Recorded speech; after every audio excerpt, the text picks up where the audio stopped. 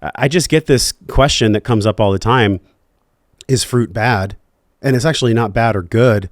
It's wonderful. I think fruit is nature saying, eat me. Eat me. What do you make of that?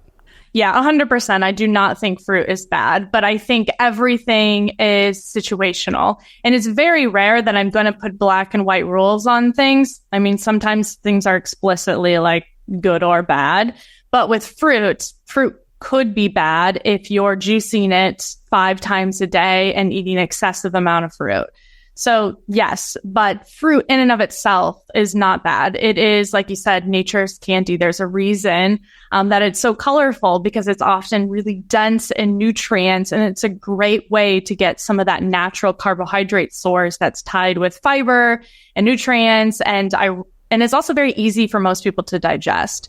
So that's another important factor to consider. But I don't think fruit is bad at all, but it could be an inappropriate use of fruit, so to speak. So if you wake up first thing in the morning, that was a very clinical way to say it. An inappropriate use of fruit, right? There's a good time for it, and there's a time that it's less advantageous. Exactly. Yeah. If you wake up first thing in the morning and eat a Honey Crisp apple, I'm pretty sure your glucose is going to spike because it's a really sweet form of fruit, and you're eating it on an empty stomach before any movement. So it might not be, and you're eating it by itself. So that might not be the best use of fruit. But if you just worked out and then you're eating, eggs and avocado, and then you're having berries and maybe even a banana, let's say you have a couple pieces of fruit, but you just did a hard workout and you're pairing it with protein and fat, you're most likely going to be perfectly fine. But there's also the person that's metabolically, I wouldn't say metabolically broken, even though that's a phrase that gets thrown around, but you have more metabolic damage that has occurred. So let's say somebody with type 2 diabetes, they might not be able to handle fruit as well right now while they are struggling with insulin resistance, because any form of glucose is kind of like adding kindling to the fire, right? First, we need to heal that insulin resistance in order to eventually bring it back in. So it's all contextual, and that's why a lot of the like flashy headlines type of things, they need more explanation. Yeah, it's Instagram science is what we're talking about here, where coaches that are starting out, and I'm not trying to hate on them, that's not my intention, but let's just say a 20-year-old personal trainer who's like, fruit is the devil and all you need is ground beef in the morning and do CrossFit and make sure your AMRAP is below 10 minutes. I understand the heart intention behind that. I do. And I think everyone's doing the best they can with the level of consciousness they have. But I think what really I'm learning from you, and even learning in my own life, is this is a deeply, deeply spiritual journey. Yes, it's intellectual because we're dealing with data. We're looking at glucose. We're understanding how the pancreas gives us insulin or not, which foods do. These are all really important things to know, right? They don't get to be discounted. And paradoxically, yes, and on top of that, food is such a deeply spiritual journey because it is one of the most overused drugs on the face of the earth. It really is. I believe that food, from my own experience, I used to be 280 pounds. So I played football in high school. I was athletic, but I just kept eating like I was when I graduated. And that set me up for, a big 5-year chunk of time where I really struggled, Kara. I mean, I really struggled. Like, I went from 280 down to 190 in like 3 months from starving myself. Food became this hatred in my life, or I actually hated food. I would think about eating and I would get annoyed. But it's because I didn't have the spiritual maturity. I didn't have the emotional maturity to understand that food is a spiritual path. I mean, look at fasting. Look at what people do in India.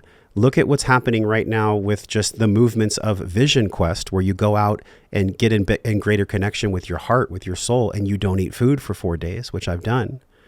So in that vein, how has the spirituality of food unfolded for you in your life?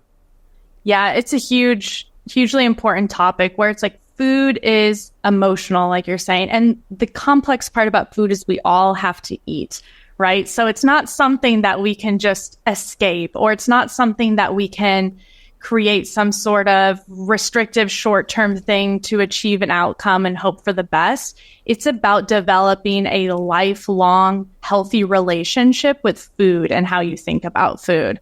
Because if we're not trying to develop that like long-term healthy view towards it, then we're inevitably not going to be successful because you have to eat for the rest of your life. Like we're stuck with food.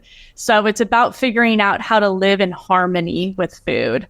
And that's where a lot of this, coming back to childhood, is we learn these dysregulated behaviors around food or these emotional connections around food that then drive a lot of these behaviors that become really difficult to break. And that's why kind of having the human along with the data, we believe is really important because it's so complex and there's a lot of this spiritual side to it, like you're mentioning, and it's not just like black and white. If I gave you a report of the best things to eat, that like now you're good to go. So I also, it ain't that simple. It ain't that simple, unfortunately. So just like everything, you know, your relationship with anything, you know, your mental health or different triggers that you have, it's a lifelong journey, right? Where we always have to kind of be aware of it and have other people help that we love and trust hold us accountable to things and have the support of other people who are helping us be successful. Because it is hard to do it on your own when we live in this environment to bring it all kind of full circle. It makes it more challenging. But my story, I had a similar effect where actually the CGM for me really helped me break some of these mental barriers where I've never been overweight. And so a lot of people are like, oh, you don't know what it's like. But that doesn't mean I always had a healthy relationship with food. So when I got into nutrition, a lot of dietitians actually have a similar story. I developed what is called orthorexia, which is like an obsession with being healthy. And so if something wasn't healthy, like completely healthy, I didn't want to touch it. And so inevitably I'm losing weight, but not because in the traditional sense of anorexia that I want to be a lower weight, but because of such a fear of things being unhealthy in my body that then it's like, no, I can't eat that. No, I can't touch that. No, like, you know, it's too late in the day to eat, or all these rules around food. And I became obsessive where I'm thinking about food all the time, and it becomes exhausting, as I'm sure you can relate to. And then you start to hate everything about it. Yep. And then that led to like, you know, eventually a few years later, kind of a tendency to restrict, and then have like a binging type of moment where it's like, oh, maybe I had a drink or two with friends. And now I don't have this ability to be as disciplined as I am naturally. And so I ate the entire tray of brownies and now I'm crying and yelling at myself. So like this was a really real cycle I went through that I know I'm not the only person, which is why I'm willing to share it, because I know it's a story that many people can relate to and can experience or have experienced. So obviously it takes a lot of work to kind of get through that. I have been able to like work through that. And the CGM was one of the tools. And this was before NutriSense was even existing. This was when I was just doing my own kind of self-improvement journey, self-exploration journey. And it, like I said, that weight on the scale became obsessive. And now it was a new number that didn't have that emotional tie, where it's like, actually, I think I've eaten enough. I'm going to have one brownie. I'm not going to have 8. Because I'm going to take a pause. And it just helped to disconnect that for me, at least in that moment of I'm binging because I never get these foods and now it feels so good. And it's that reward dopamine. It allowed me to pause and reflect a little bit to be like, I can see actually that this is all I need. And I can pause and feel the fullness and like step away.